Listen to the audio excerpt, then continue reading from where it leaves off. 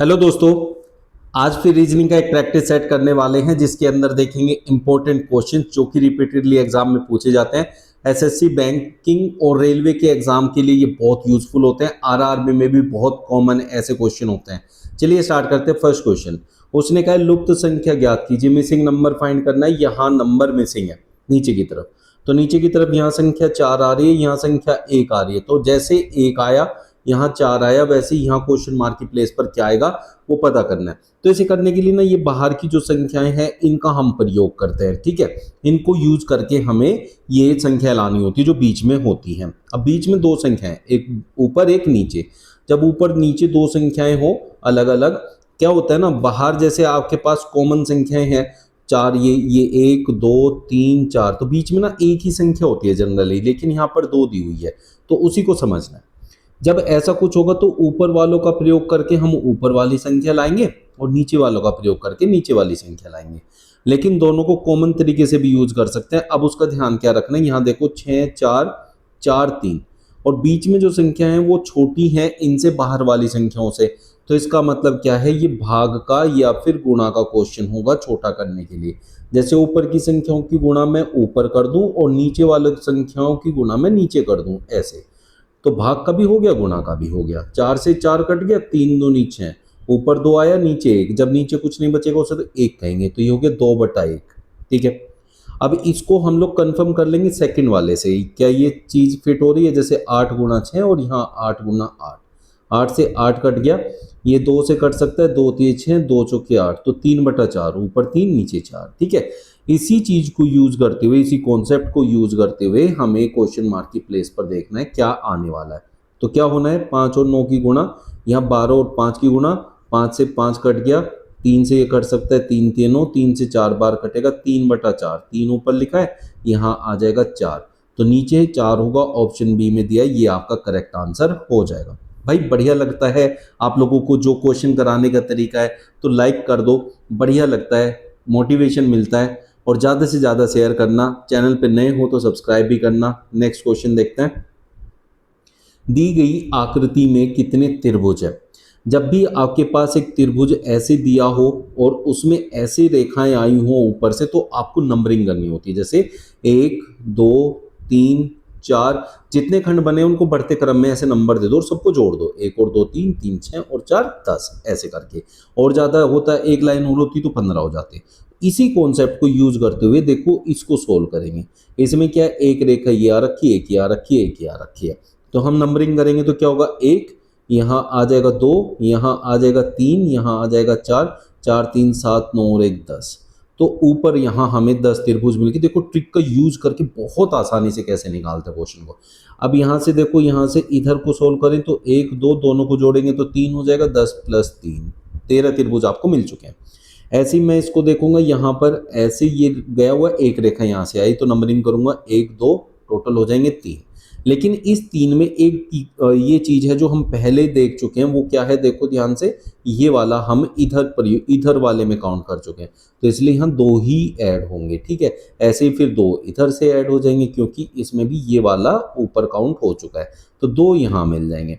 ये हो गए सीधे सीधे ट्रिक की हेल्प से आपके जो त्रिभुज होते हैं वो पता करना। अब 3 और बचे जो ऐसे ही डायरेक्टली निकल सकते हैं, वो कौन से हैं, ये देखो, ये बड़ा त्रिभुज है हमारे पास, इसमें से एक रेखा ऐसे गई है, तो इसमें भी नंबरिंग होगी 1 2 1 2 3 होता है, तो यहाँ से मुझे 3 त्रिभुज और मिल जाएंगे। ठीक है, अभी देखो आप लोग कितने त्रिभुज आपको यहाँ से प्राप्त हो चुके हैं। यहाँ काउंटिंग करें तो 10 3 13, 2 15, 2 17 और 3 20, 20 त्रिभुज आपको मिल चुके हैं। अब आपको ऐसे त्रिभुज ढूंढने हैं जो सबको मिला के बनते हो, बड़े बड़े त्रिभुज है ना, जैसे मिक्स हो जाते हो। जैसे ये यहाँ से स्टार्ट होके यहाँ से जाके यहाँ तक एक बड़ा त्रिभुज, ऐसे ही यहाँ सबको मिला के एक ऐसे ये त्रिभुज, तो यहाँ 2 और मिल जाएंगे, तो कितने हो गए टोटल हमारे, अब 20 और 2 22 त्रिभुज। तो ऑप्शन सी करेक्ट आंसर हो जाएगा। देखो अगर आप ट्रिक का यूज करोगे तो ये कॉन्सेप्ट जो है बहुत काम आता है और ये क्वेश्चन बहुत आसानी से सॉल्व हो जाता है। अदरवाइज फिगर काउंट करना हमेशा गलत आएगा अगर ट्रिक का यूज नहीं करोगे तो।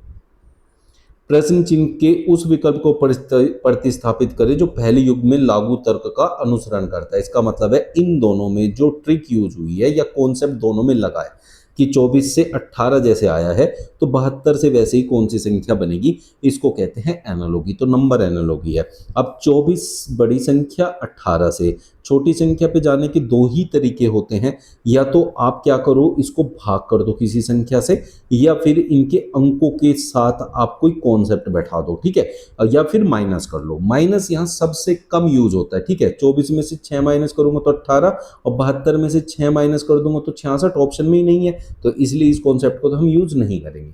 फिर देखते हैं अंकों वाला, जैसे 2 और 4 है, अगर मैं इन दोनों को जोड़ दूं, 2 और 4 कितने होते हैं 6, और 18 6 का होते 3 गुना, तो 36 18। तो ऐसे ही हम यहाँ अंकों का यूज कर सकते हैं, 72 को दोनों को जोड़ सकते हैं, 7 और 2 9, और उसका 3 गुना 9 3 27 होता है। तो इसका मतलब मेरा आंसर होना चाहिए ऑप्शन सी। तो ये जो है दोनों कॉन्सेप्ट यहाँ फिट हो सकते हैं, बट डिपेंड किस पे करेगा, जो ऑप्शन आपके पास है उस पर ध्यान रखना है बस, और कुछ नहीं करना है। एक कूट भाषा में PUN को OQTVMO लिखा जा सकता है। अब यहाँ देखो, यहाँ 3 अल्फ़ाबेट है और यहाँ 2 2 4 तो 6 अल्फ़ाबेट हुए। जब 3 अल्फ़ाबेट है और यहाँ 6 अल्फ़ाबेट की बढ़ोतरी हो जाए, और वो भी किसी एक गुना में, मतलब 2 गुना हो गया, जैसे 3 गुना 4 गुना ऐसे, तब हमारे पास सीधा सा क्या होता है, देखो जैसे P है, U है, N है, तो ये इकलौता, क्योंकि डबल हुए हैं तो ये 2 से संबंधित होगा, 2 लेटर से, ये फिर 2 लेटर से संबंधित होगा, और ये फिर 2 लेटर से, ऐसे करके 3 से 6 बन जाएंगे, तो 2 2 लेटर से संबंधित होंगे। अब वो 2 लेटर कौन से हैं, और Q, जिससे P रिलेटेड है।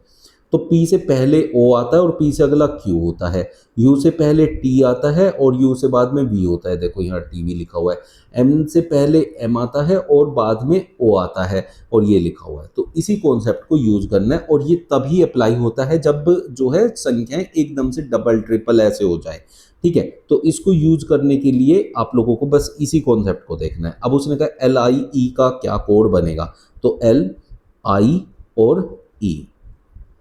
अब L से पहले K आता है और M आता है, KM। तो KM से स्टार्ट होने वाला सिर्फ एक ही ऑप्शन है, ठीक है। और जैसे यहाँ देखें तो HIJ और DEF, तो DF, तो हमारा ये पूरा कोड हो गया इसका एक तरीके से, KMHJDC जो कि ऑप्शन 4 में गिवन है। इस टाइप से आपको ये सॉल्व करना है। बैडमिंटन गेंद और खेल कूद को आपस में आरेखों द्वारा संबंधित कर दो, ताकि हमें ना आरेख देखकर समझ में आ जाए। इस टाइप के क्वेश्चन होते हैं, इन्हें कहते हैं वैन आरेख, ठीक है। तो बैडमिंटन गेंद और खेल कूद, बैडमिंटन का डायरेक्ट रिलेशन खेल कूद से होता है, क्योंकि बैडमिंटन खेल कूद के अंतर्गत आता है, इस विषय का एक हिस्सा है, तो इसलिए पूर्णतः समाहित होगा। तो ये अगर बैडमिंटन है तो ये खेल कूद होगा, और गेंद इन दोनों से अलग है, ना वो बैडमिंटन होता ना वो खेल कूद होता। तो इसलिए हम कहेंगे कि ऑप्शन 3 करेक्ट आंसर है यहाँ। उस उत्तर आकृति को चुनिए जो प्रश्न आकृति को मोड़ने पर प्राप्त होगी। जब भी आपको मोड़ने वाले क्वेश्चन देगा और मोड़ के आपसे कोई घन या पासा बनवाएगा, उस कंडीशन में आपको देखना विपरीत वाला कॉन्सेप्ट। तो पहला होता है तीसरे के विपरीत, ये याद रखना है। दूसरा होता है यहाँ चौथे के विपरीत, और ये हो जाएगा इसके विपरीत। तो हम कहेंगे जहां गोला होगा या वहां ये वर्ग नहीं हो सकता। जैसे यहाँ गोला भी है वर्ग भी है, क्योंकि जो विपरीत होते हैं वो कभी साथ में नहीं आ सकते। ये साथ में आ गए तो ये नहीं बनेगा, यहाँ भी ये दोनों साथ में आ गए, ये भी नहीं बनेगा। अब ये खाली वाला खाली वाले के विपरीत है, तो खाली वाला खाली वाले के साथ नहीं आ सकता, तो ये भी नहीं बन सकता। सिर्फ ऑप्शन डी ऐसा है जो बनाया जा सकता है, ठीक है। ये हमारा करेक्ट आंसर हो जाएगा। कथन और निष्कर्ष के जो भी क्वेश्चन होंगे, कथन से हम लोग क्या बनाएंगे, वैन आरेख बनाएंगे, और वैन आरेख बनाने के बाद हम देखेंगे निष्कर्ष उसका क्या निकल सकता है। तो जैसे यहाँ देखिए उसने कहा सभी बच्चे बोतल है, तो बच्चे बनाओ। अब ये सारे के सारे बच्चे उसने कहा बोतल हैं, मतलब ये बोतल की कैटेगरी में आने वाले हैं, तो यहाँ हम बोतल लिख सकते हैं। तो बच्चे जो हैं यहाँ बोतल में पूर्णतः समाहित है। अब इसमें एक बात याद रखनी है आपको, जब हम कहेंगे बच्चे और बोतल तो हम कहेंगे सभी बच्चे बोतल हैं, ये चलेगा। और लेकिन जब बोतल को बच्चों से रिलेट करेंगे, ऊपर से अंदर की तरफ आते बाहर से, तब कहते हैं कुछ कुछ बोतल बच्चे हैं, ठीक है। अब उसने कहा कोई बोतल बुद्धिमान नहीं है। अगर बोतल बुद्धिमान नहीं है तो वो अलग बनेगी, ये हो गया बुद्धिमान, ठीक है। अब आप समझो कि आराम से एक बात आपको यहाँ क्लैरिटी लानी है, वो क्या है। उसको देखते हैं हम लोग। हमें क्लैरिटी ये लानी है भाई, ये देखो बुद्धि ये अलग हो गया। क्लैरिटी ये लानी है कि बोतल, कोई भी बोतल बुद्धि नहीं है, और बच्चे बोतल के अंदर समाहित है, तो बच्चे बुद्धि हो ही नहीं सकते बुद्धिमान, तो वो उसके साथ उसका भी कोई रिलेशन नहीं होगा।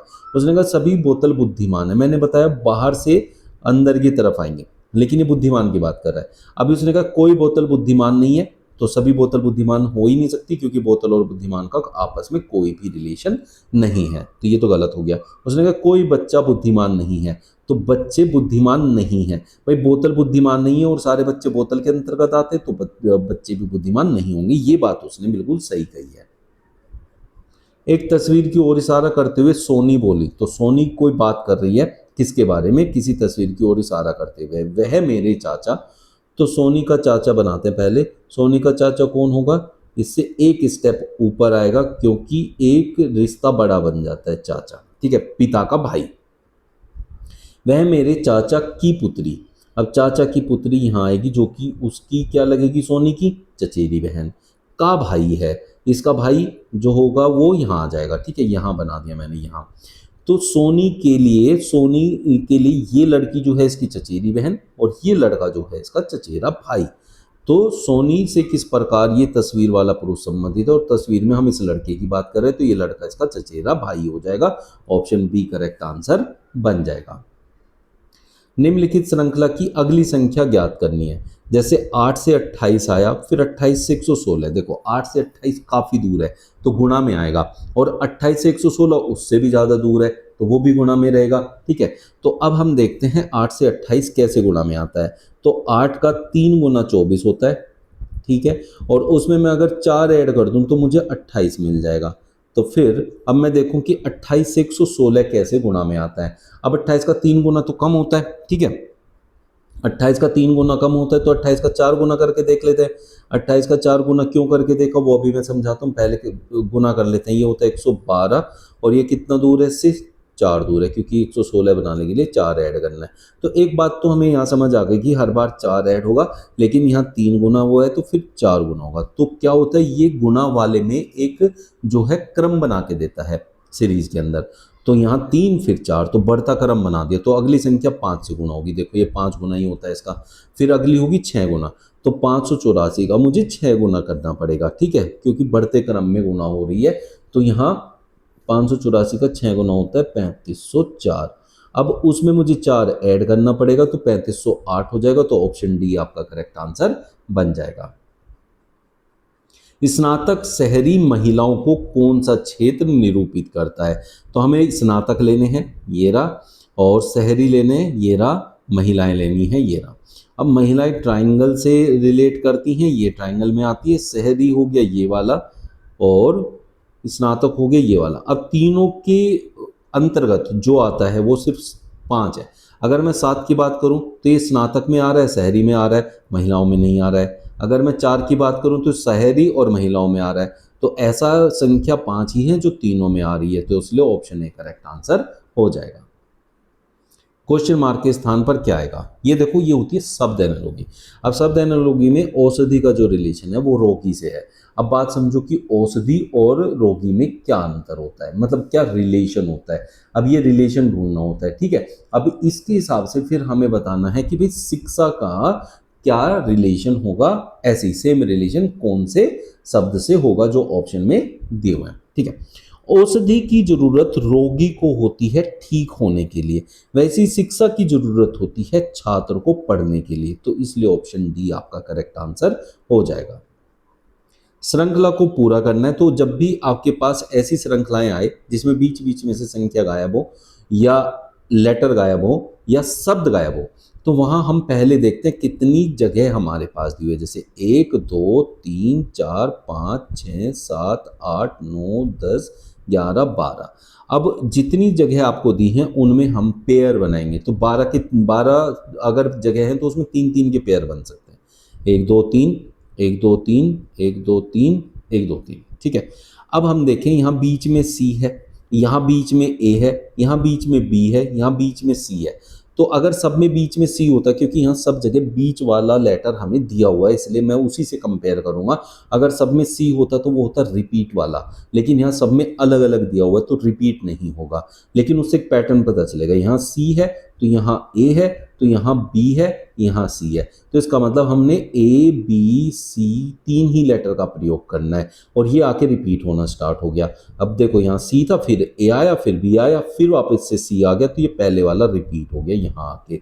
अब इसमें क्या है, बी है पहले, तो यहाँ बी लिखा जाएगा इसका मतलब, तो बी सी, ठीक है। अब तीसरा लेटर, अब इसमें सब में ए बी यहाँ है, ए सी यहाँ है, तो इसका मतलब हमने ना ए बी सी तीनों लेटर का प्रयोग करना है। तो यहाँ बी सी का प्रयोग हो गया तो ए आएगा, यहाँ सी ए का प्रयोग हो गया तो बी आएगा, यहाँ ए बी का प्रयोग हो गया तो सी आएगा, बी सी का प्रयोग हो गया तो ए आएगा। अब आपने जिस जिस का प्रयोग किया, जैसे पहले बी लगाया, फिर ए लगाया, फिर बी लगाया, फिर सी, फिर ए, तो B A B C A, B A B C A, ये आपका करेक्ट आंसर हो जाएगा ऑप्शन बी। अनुरूपता को पूरा करने के लिए सही विकल्प का चयन करें। जैसे FIL से DGJ बना है तो RUX से क्या बनेगा। F जो है पहला, इसे ऐसे उसमें क्या करते हैं, पहला लेटर लेते हैं और इसका पहला लेटर ये रहा, तो F और D का रिलेशन ढूंढेंगे, वैसे ही R और इधर जो लेटर है उनका रिलेशन आ जाएगा, पहले का पहले से। अब F जो होता है 6 नंबर होता है, D होता है 4, तो R होता है 18, ये 2 कम हुआ है तो इसे भी 2 कम कर देंगे, 16, 16 पे होता है P, तो यहाँ P होना चाहिए।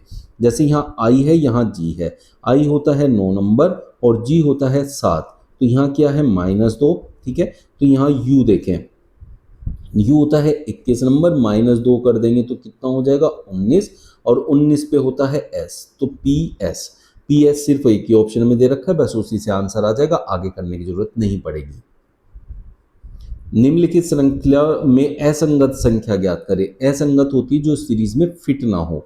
अब देखेंगे कौन सी सीरीज में फिट नहीं हो रही है। 210 बड़ी संख्या है, लेकिन 195 उसकी ज़्यादा दूर नहीं है, पास में है, तो दूर नहीं होती है संख्याएं, तो भाग के या फिर वर्गों के क्वेश्चन नहीं होते, वो सिर्फ अंतर के क्वेश्चन होते हैं। तो यहाँ हम अंतर करके देखेंगे, 210 में से कितना माइनस करूं कि 195 हो जाए, तो मुझे 15 माइनस करना है। ये 15 माइनस करते मेरा काम हो गया। लेकिन मैं आगे देखूं तो फिर कितना करना है, यहाँ देखें तो 20 माइनस हो रहा है, क्योंकि 75 20 95, ठीक है, ये 20 हो गया। तो 15 से 5 ऐड करके 20, तो 5 ऐड करके 25, तो 25 का अंतर होना चाहिए, है ना, -25 होना चाहिए। तो 175 में से 25 माइनस करो तो 150 होना चाहिए था यहाँ। फिर आगे हम कंफर्म करेंगे, लेकिन आगे 30 माइनस होना चाहिए, 50 में से 30 जाएगा तो 20 आना चाहिए, आ गया। तो इसका मतलब यहाँ 151 नहीं 150 होना चाहिए था, तो 151 गलत है इस सीरीज के अंदर। तो ऑप्शन बी आपका करेक्ट आंसर है यहाँ। 49 छात्रों की कक्षा में क्रीम का स्थान शीर्ष से 16वां है, नीचे से उसका स्थान क्या होगा। अगर आपको लेफ्ट से राइट, राइट से लेफ्ट या ऊपर से नीचे, नीचे से ऊपर दिया हो, तो आपको क्या करना है, लेफ्ट प्लस राइट -1 बराबर टोटल संख्या होती है। तो यहाँ लेफ्ट को हम नीचे मान लेते हैं, नीचे से उसका कितना स्थान है, क्रीम का शीर्ष से 16, नीचे से उसका स्थान पूछा है तो लेफ्ट पता करना है, राइट है ऊपर से उसका 16वां स्थान है, तो यहाँ -1 करेंगे और टोटल है यहाँ 49 छात्र। ऐसे बनाते हैं और निकाल लेते हैं वैल्यू। तो यहाँ 49 16 में से गया 15, उधर ले जाके 15 माइनस कर दो तो कितना हो गया, 9 5 4 4 1 3 34, तो 34वां स्थान होगा, इनमें से कोई नहीं, ऑप्शन बी आपका करेक्ट आंसर हो जाएगा। स्वतंत्रता दिवस 15 अगस्त 1999 को बृहस्पतिवार था, तो 1993 में ये 21 दिन मनाया जाएगा। तो आपको सीधा क्या करना होता है, यहाँ 1999 और 93 का अंतर निकालना है, जो कि 6 आ गया। अब इसमें देखना है बीच में कितनी लीप वर्ष आएगी, तो 93 के बाद जो है सिर्फ 96 ऐसा है जो लीप वर्ष है, तो एक लीप वर्ष है, जितना लीप वर्ष होगा उतना इसमें जोड़ देंगे, तो टोटल आ गया 7, तो 7 दिन पीछे का हम लेंगे। अब 7 माइनस करके हमेशा वही दिन आता है, अगर यहाँ बृहस्पतिवार था उसमें से 7 माइनस करेंगे तो फिर से बृहस्पतिवार आ जाएगा, तो उसमें भी बृहस्पतिवार ही आपका करेक्ट आंसर हो जाएगा। अब आपको उम्मीद करता हूँ अच्छे से सारी चीज़ें क्लियर हो रही होंगी। ये है आपका होमवर्क, ये करके दिखाना है आपको, इसका क्या आंसर होगा, देखते हैं कितने बच्चे इसको सही करते हैं। चैनल पे नए हो तो सब्सक्राइब कर लेना भाई, और डेली जुड़ जाना हमारे साथ ये रीजनिंग के प्रैक्टिस सेट में। Thank you.